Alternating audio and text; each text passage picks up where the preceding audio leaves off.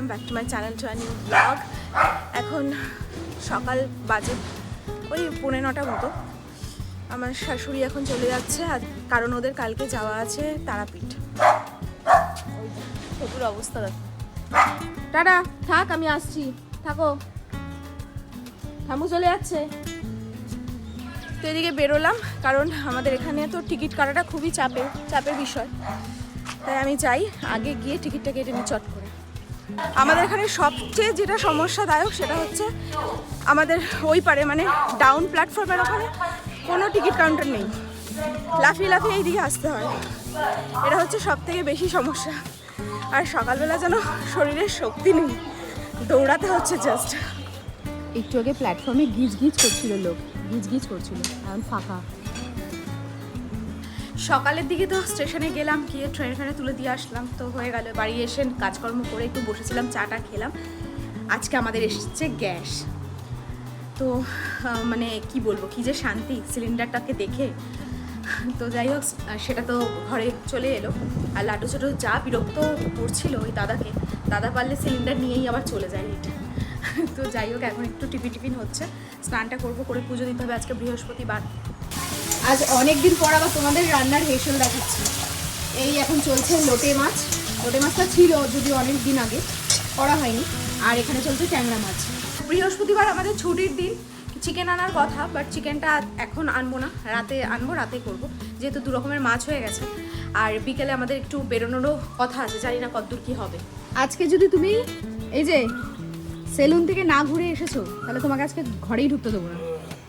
এখন বাজারে যাচ্ছ ঠিক আছে, ছেলেপুলের মাংস নিয়ে আসো, সব ঠিক আছে, কিন্তু এগুলো সব কাটিং করে আসবে আজকে, বুঝতে পেরেছো? কারণ বিকালে আমাদের আজকে একটু যাওয়া আছে নাকি? শিওর তো নাকি? ভাবচক্র তো ভালো বুঝছি না।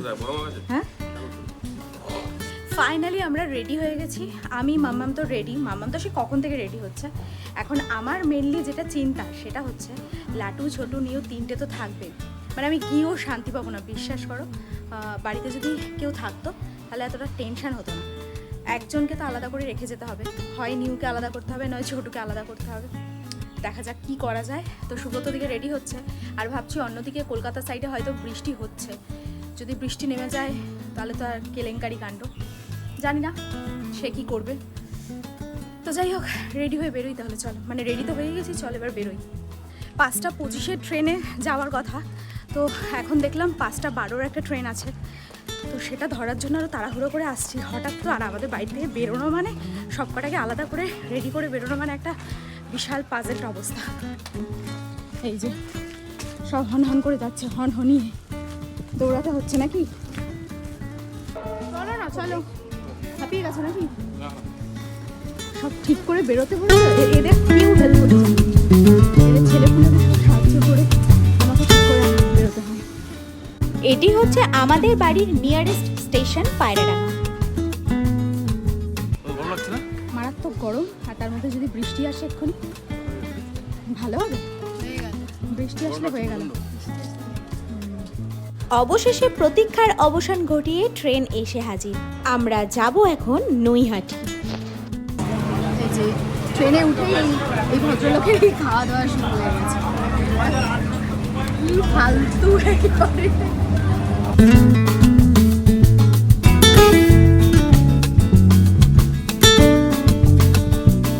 দেখতে দেখতে কয়েকটা স্টেশন যে কখন পেরিয়ে যায়।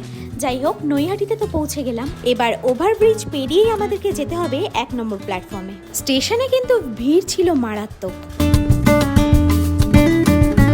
আমাদের ট্রেনটা ছিল মারাত্মক ফাঁকা, আর স্টেশনে নামার সাথে সাথে মারাত্মক ভিড় স্টেশনে। প্রথমে তো পুরো ভয়ই পেয়েছি যে এত ভিড় কি হলো, ট্রেন তো ফাঁকা ছিল। তোমার এই ফার্স্ট তো ফার্স্ট, ওই জন্যই তুমি ভুলভাল রাস্তা দেখাচ্ছ আমাদেরকে। একবার বলছো ওই দিক, একবার বলছো এই দিক।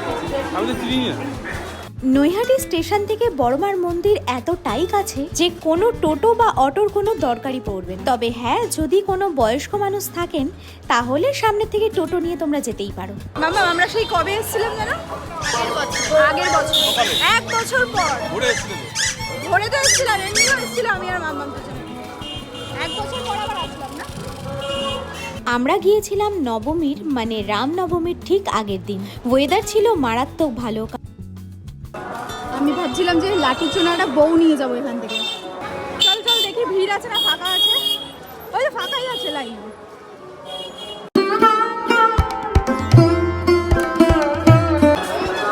একদম ফাঁকা।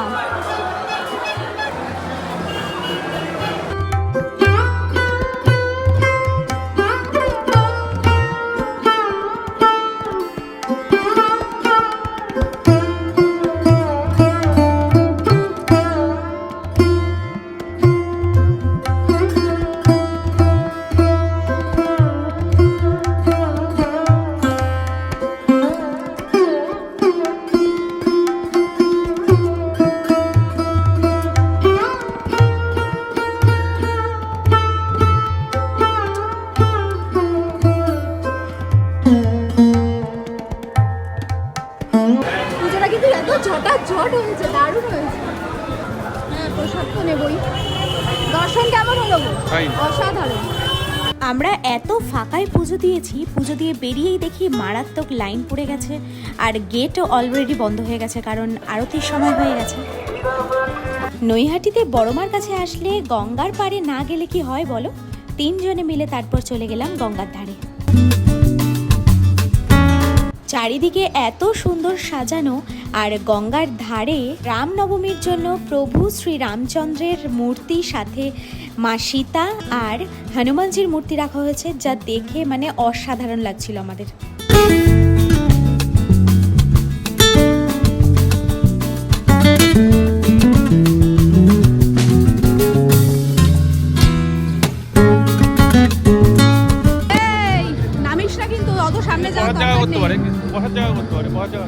কেন ওইখানে যে তুমি অত চেয়ার তুমি দেখলে না? ওইখানে তো চেয়ার রয়েছে না, কি সুন্দর লাগছে না এখানে।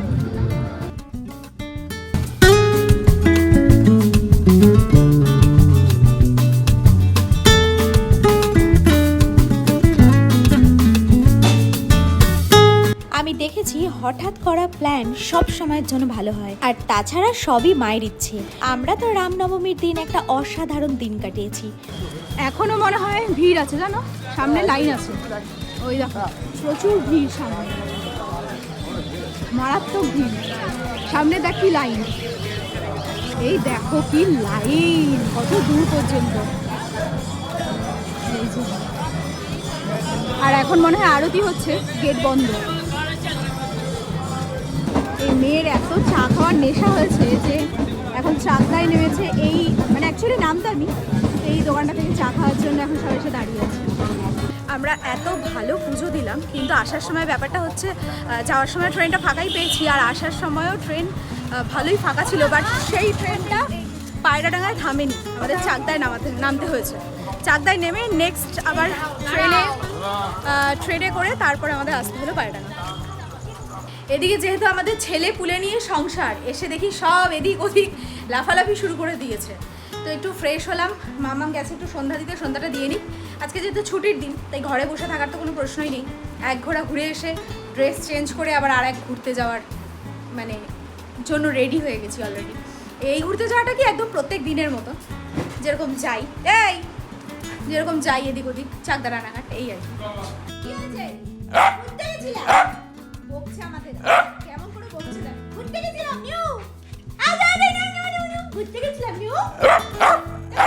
ঘুরবো না, ঘুরতে যাবো না, ঘুরতে যাবো না আমরা। হ্যাঁ আমার শঙ্কর বাবা, আমার শঙ্কর বাবা ঘুরতে যাবো। ভালো করেছি, বেশ করেছি, বেশ করেছি, বেশ করেছি, ঘুরতে গেছি, বেশ করেছি। আরো যাবো, বেশ করবো, আরো যাবো, আরো যাবো, বেশ করবো, আরো যাবো, আরো যাবো।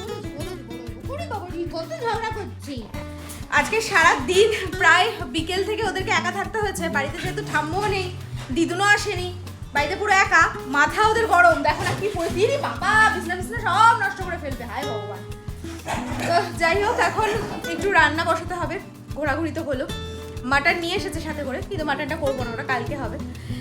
তো আজকের মতন ব্লগটা এখানেই শেষ করছি, দেখা হচ্ছে নেক্সট ব্লগে। ততক্ষণের জন্য খুব ভালো থেকো, সুস্থ থেকো, আর অবশ্যই ওয়েটামেন্টের সাথে থেকো।